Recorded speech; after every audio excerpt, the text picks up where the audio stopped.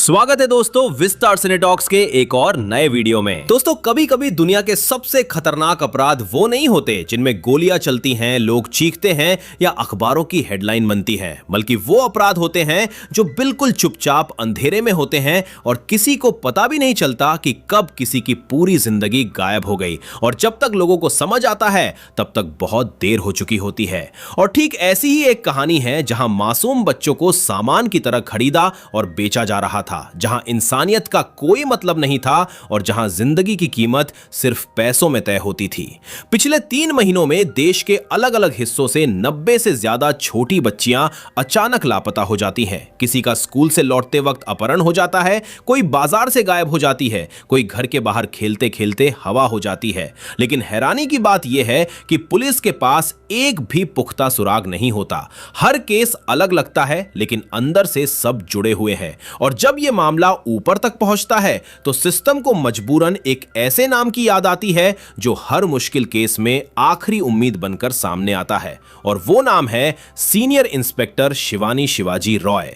शिवानी कोई आम police officer नहीं है, वो उन लोगों में से है जो फाइलों में नहीं बल्कि मैदान में काम करते हैं, जो डेस्क पर बैठकर आदेश नहीं देती बल्कि खुद गोलियों के बीच कूद जाती है, जो डरती नहीं बल्कि अपराधियों को डराती है, और जिसकी एक खासियत है कि वो केस को सिर्फ केस नहीं समझती बल्कि उसे अपनी जिम्मेदारी मानती है।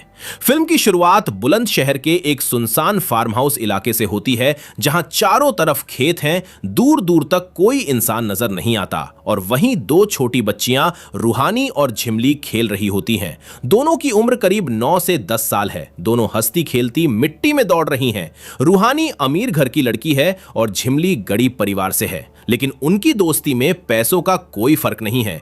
दोनों एक दूसरे के बिना रह नहीं पाती। तभी अचानक दूर से एक गाड़ी आती हुई दिखाई देती है। पहले तो बच्चियां ध्यान नहीं देती, लेकिन जैसे ही गाड़ी पास आकर रुकती है 4 आदमी तेजी से उतरते हैं और इससे पहले कि कुछ समझ आए वो रूहानी को पकड़ लेते हैं। रूहानी जोर जोर से चिल्लाने लगती है। झिमली डर जाती है लेकिन भागती नहीं।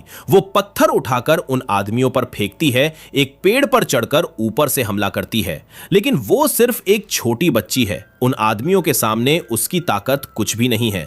अगले ही पल वो उसे भी पकड़ लेते हैं और गाड़ी में फेंक देते हैं, और फिर गाड़ी धूल उड़ाते हुए वहां से गायब हो जाती है। पीछे सिर्फ सन्नाटा रह जाता है। सीन कट होता है और हम पहुंचते हैं पश्चिम बंगाल के सुंदरबन के घने जंगल में, जहां रात का समय है और कुछ तस्कर औरतों को नाव में बैठाकर बॉर्डर पार भेजने की तैयारी कर रहे हैं।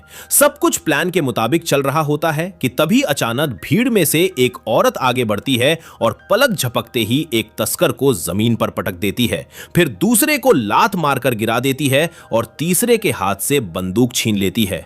और तभी कैमरा उसके चेहरे पर आता है और हमें पता चलता है कि वो कोई और नहीं बल्कि शिवानी शिवाजी रॉय है, जो अंडरकवर ऑपरेशन पर है। वो बिना किसी डर के अकेले ही सारे गुंडों से भिड़ जाती है और कुछ ही मिनटों में सबको पकड़ लेती है।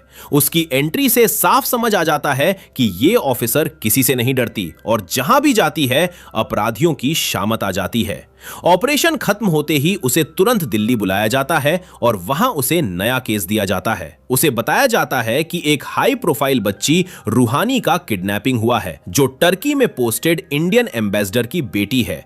इसलिए सरकार पर बहुत दबाव है, और अगर बच्ची को जल्दी नहीं ढूंढा गया तो मामला इंटरनेशनल लेवल पर पहुंच जाएगा।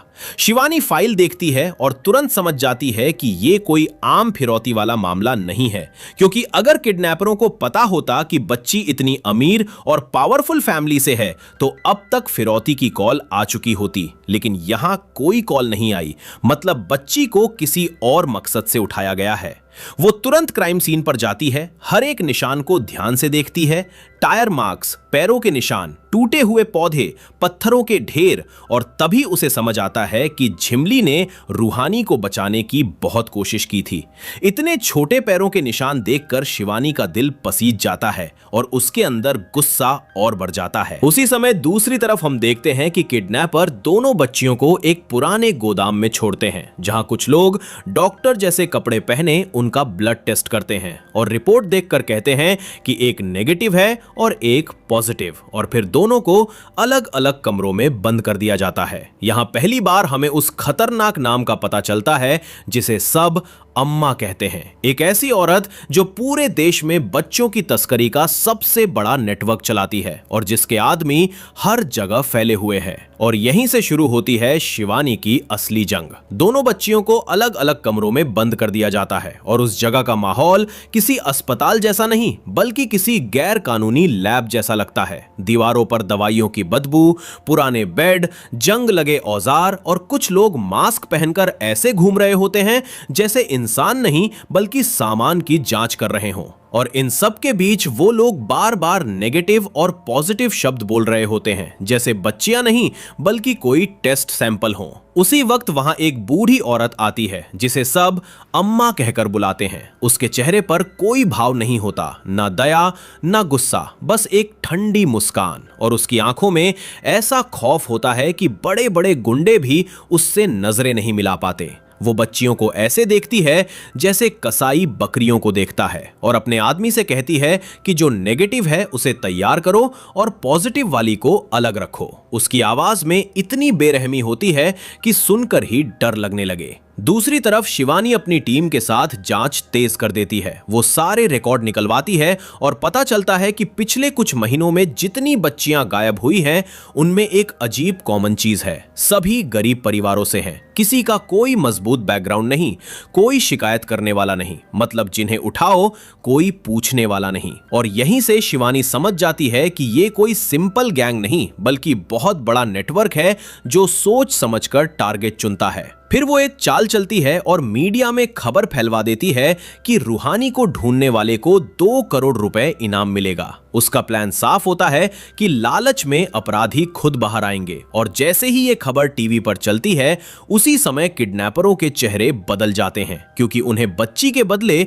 सिर्फ 10 लाख मिलने वाले थे और अब सीधा 2 करोड़ मिल सकते हैं। और लालच इंसान को गद्दार बना देता है। चारों किडनैपर आपस में प्लान बनाते हैं कि अम्मा से बच्ची छीनकर खुद पैसे ले लेंगे, और रात के अंधेरे में वो अम्मा के अड्डे पर धावा बोल देते हैं। वहां मौजूद लोगों को मारते पीटते हैं और रूहानी को लेकर भाग जाते हैं, लेकिन उन्हें नहीं पता होता कि वो किस आग से खेल रहे हैं। थोड़ी देर बाद शिवानी के पास फोन आता है और दूसरी तरफ से एक डरावनी आवाज सुनाई देती है जो कहती है कि अगर अपनी बेटी को जिंदा देखना है तो 2 करोड़ लेकर स्टेशन पर आ जाओ। और शिवानी समझ जाती है कि उसका जाल काम कर गया है, अब ये लोग खुद सामने आ रहे हैं। अगले दिन स्टेशन पर जबरदस्त सस्पेंस होता है। पुलिस सादी वर्दी में चारों तरफ फैली होती है। रूहानी का पिता कांपते हाथों से पैसों से भरा बैग लेकर बैठा होता है। तभी वीडियो कॉल आती है और स्क्रीन पर रूहानी दिखाई देती है। वो रो रही होती है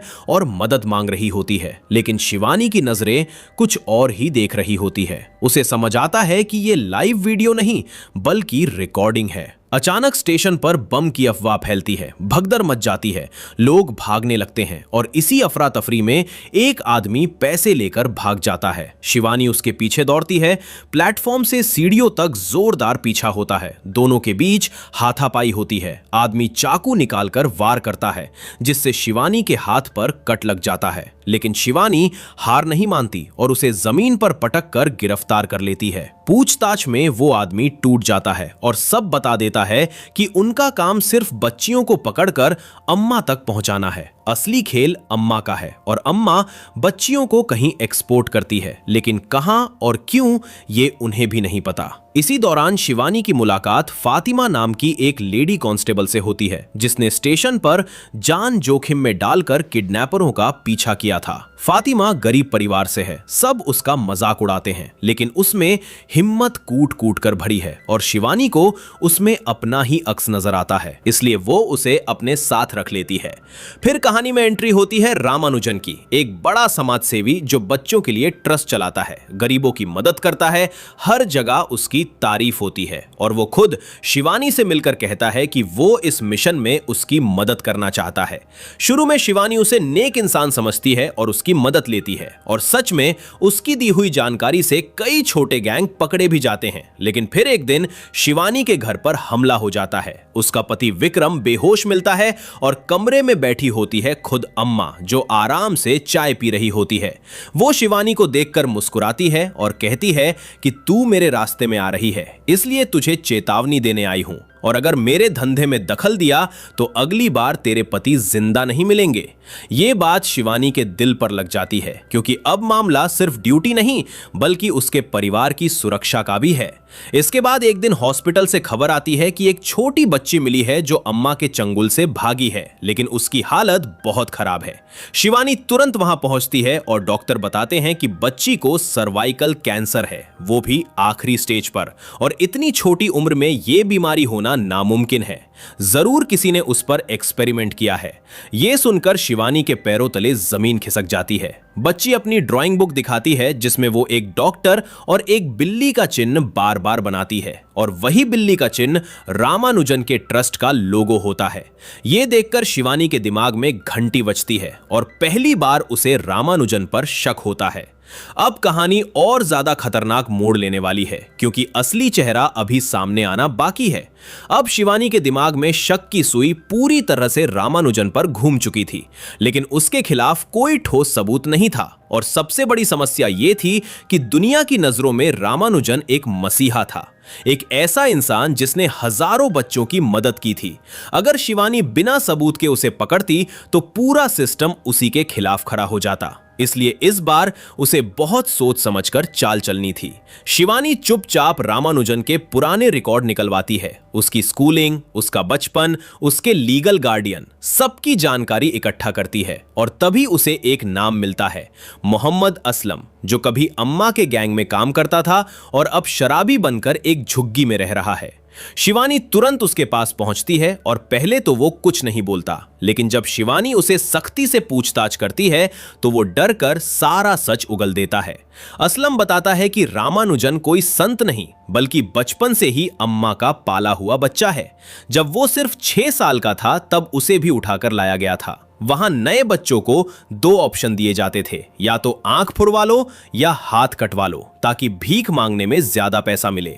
ज्यादातर बच्चे आंखें चुनते थे क्योंकि दर्द कम होता था, लेकिन रामानुजन ने हाथ कटवाया क्योंकि वो बोला कि बिना आंखों के भाग नहीं पाऊंगा, लेकिन बिना हाथ के भाग सकता हूं। यह सुनकर खुद अम्मा भी हैरान रह गई थी। असलम आगे बताता है कि रामानुजन भीख नहीं मांगता था, वो चोरी करता था, फ्रॉड करता था, दिमाग लगाता था और एक दिन में हजारों रुपए कमा लाता था। तभी अम्मा ने समझ लिया कि यह बच्चा अलग है, और उसी दिन से उसने उसे अपने साथ रख लिया, और धीरे धीरे वही उसका सबसे बड़ा हथियार बन गया। यह सच्चाई सुनकर शिवानी को पूरा खेल समझ आ जाता है। अम्मा सिर्फ बच्चों की सप्लायर है, लेकिन असली मास्टरमाइंड रामानुजन है, वही पूरे नेटवर्क का दिमाग है। शिवानी तुरंत प्लान बनाती है और एक नकली सूचना रामानुजन को देती है कि कुछ बच्चों की लोकेशन मिली है और उसकी मदद चाहिए। रामानुजन बिना सोचे समझे वहां पहुंच जाता है क्योंकि उसे लगता है कि वो फिर से पुलिस का भरोसा जीत लेगा। लेकिन जैसे ही वो अम्मा से मिलने जाता है, शिवानी की टीम दोनों को एक साथ गिरफ्तार कर लेती है। दोनों को पुलिस स्टेशन लाया जाता है, पूछताछ होती है, लेकिन दोनों के चेहरे पर जरा सा भी डर नहीं होता, जैसे उन्हें पहले से पता हो कि वो बच जाएंगे। और तभी अचानक खबर आती है कि असलम ने कस्टडी में खुदकुशी कर ली, जो उनका इकलौता गवाह था, और उसके मरते ही केस फिर कमजोर हो जाता है। ऊपर से दबाव आता है। बड़े अफसर शिवानी को डांटते हैं कि बिना सबूत के समाज सेवी को क्यों पकड़ा। मीडिया में भी खबर फैल जाती है और मजबूरन रामानुजन को छोड़ना पड़ता है। यहां तक कि शिवानी को सस्पेंड भी कर दिया जाता है। लेकिन शिवानी हार मानने वालों में से नहीं है। वो फातिमा को अपने पास बुलाती है और उसे गुप्त प्लान बताती है कि अब यह केस ऑफिशियल तरीके से नहीं बल्कि अंडर कवर तरीके से सॉल्व होगा, और इसके लिए फातिमा को रामानुजन का भरोसा जीतना होगा। फातिमा अपनी जान जोखिम में डालने को तैयार हो जाती है।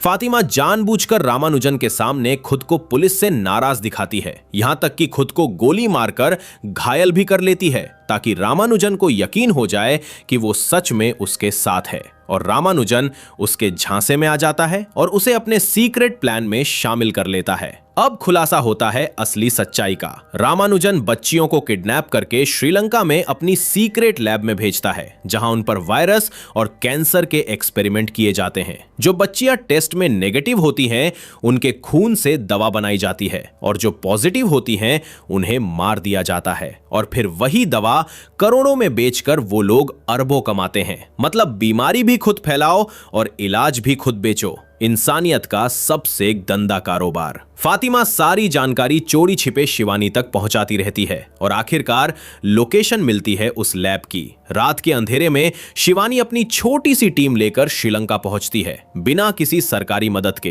क्योंकि अगर सिस्टम को बताया जाता तो खबर लीक हो सकती थी। लैब के अंदर का नजारा देखकर सबके रोंगटे खड़े हो जाते हैं। छोटे छोटे कंटेनरों में बंद बच्चियां, रोती हुई आवाजें, इंजेक्शन, मशीनें, खून के सैंपल। ऐसा लग रहा था जैसे इंसानों की नहीं, जानवरों की फैक्ट्री हो। शिवानी का खून खौल उठता है और वो तुरंत हमला कर देती है। गोलियां चलती हैं, हाथापाई होती है, एक एक करके गुंडे गिरते जाते हैं।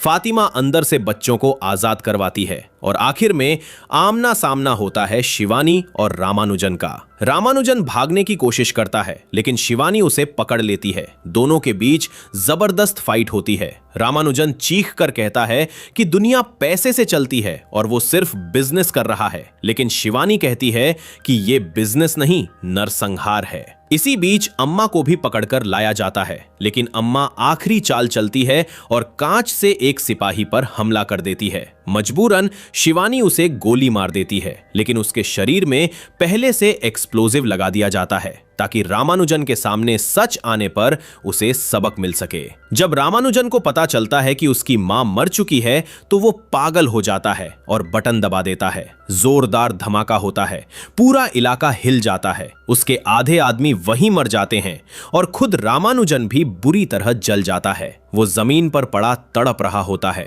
और शिवानी उसके पास जाकर खड़ी हो जाती है। वो चाहती तो उसे गोली मार सकती थी, लेकिन वो कहती है कि मौत आसान सजा है, असली सजा है हर दिन दर्द में जीना, और उसे जिंदा छोड़ देती है। सुबह होते ही सारी बच्चियां सुरक्षित बाहर लाई जाती हैं, एम्बुलेंस में बैठाई जाती हैं और पहली बार उनके चेहरों पर उम्मीद दिखती है। कुछ दिन बाद शिवानी को उसकी वर्दी वापस मिल जाती है और उसे स्पेशल टास्क फोर्स का हिस्सा बना दिया जाता है ताकि वो ऐसे ही नेटवर्क खत्म कर सके। और आखिरी सीन में शिवानी फिर से नई फाइल खोलती है, क्योंकि अपराध कभी खत्म नहीं होते, लेकिन जब तक शिवानी जैसी मर्दानी जिंदा है तब तक इंसाफ भी जिंदा रहेगा। तो दोस्तों, ये थी मर्दानी 3 की पूरी कहानी, शुरू से लेकर अंत तक। अगर आपको ये फुल एक्सप्लेनेशन पसंद आया हो तो वीडियो को लाइक जरूर करना, चैनल को सब्सक्राइब करना और कमेंट में बताना आपको ये मूवी कैसी लगी। मिलते हैं अगली दमदार स्टोरी के साथ, तब तक के लिए जय हिंद, गुड बाय।